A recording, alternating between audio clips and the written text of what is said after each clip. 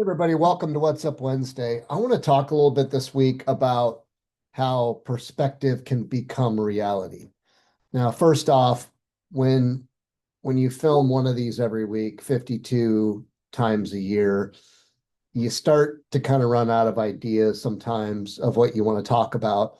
And sometimes that kind of leads me back to either something that I've observed or something that's occurred recently that gets me thinking a little bit. And this week, again, I want to talk a little bit about how perspective can become reality.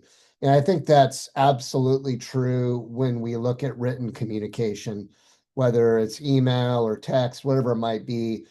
I often warn or advise people that it's not how you write something that you send to somebody that really matters. It's how they read and interpret what you send.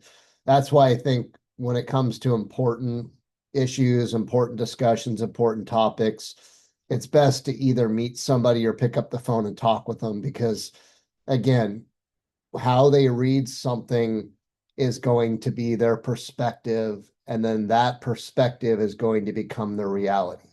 I think somebody who has high emotional intelligence and self-awareness is more likely to kind of scratch their head and say, wait a minute, when they read something, maybe take some notes and then call the person and have a follow-up discussion that begins with something like, help me to understand this component of what you sent me. This is how I interpreted it. Is that how you intended it to be interpreted? I think this is really important in building relationships and really driving strong communication because oftentimes people can get completely derailed by something because of their perspective. And then, it creates significant issues and problems. And I think that there are a number of reasons for that. Number one, even the most emotionally intelligent, self-actualized, and humble people I've met have egos. Every single person has an ego. And some, on a spectrum of 1 to 10, some have a much more dominant ego than others. But either way, that ego is one of the things I think that can interfere the most with perspective and can interfere the most with how we interpret information and then how we process it. What can result is that we can become very easily offended, we can feel disrespected, and I think a lot of that is that ego interferes again with our ability to kind of process that information, to stop, to reflect on what is being said or communicated, and then to approach that with some curiosity and kind of from the perspective of what did I do to contribute to this, or is this true? Um, is there something I need to consider? Do I need to be looking at this differently? Ideally, we approach things in that manner and we think of things in that manner because if we do, there's a high probability that we're going to get a very positive outcome out of something. If we don't, I think it's probable that we're going to have issues. We may even start to create interpersonal issues with another party. And then oftentimes those can spiral into a situation where um, things go worse, right?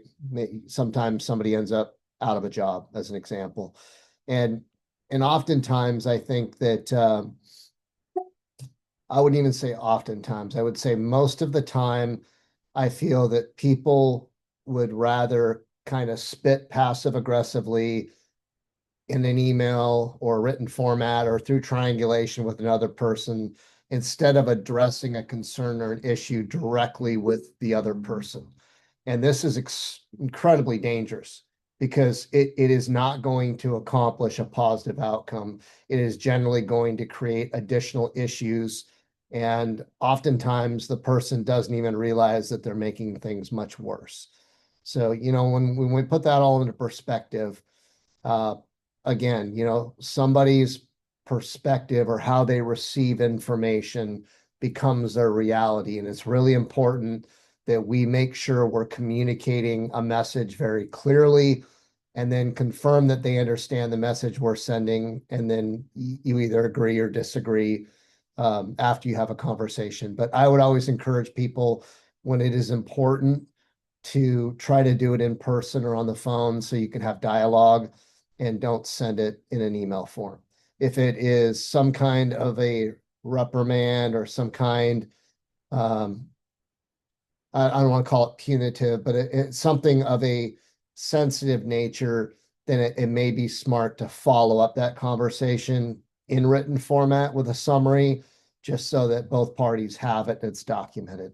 But I think the biggest thing is that we want to try not to avoid conflict, to address and seek to understand and approach things with curiosity when we have an issue, and then make sure that we have an influence over that perspective of the receiving party, so that we don't leave it up to their interpretation. Because again, more often than not, if we do that, we're in for an outcome that we're not seeking. So hopefully that helps. And think about that the next time you get into a situation with another party, somebody's upset with you, you have to address a behavioral issue with somebody or a performance issue.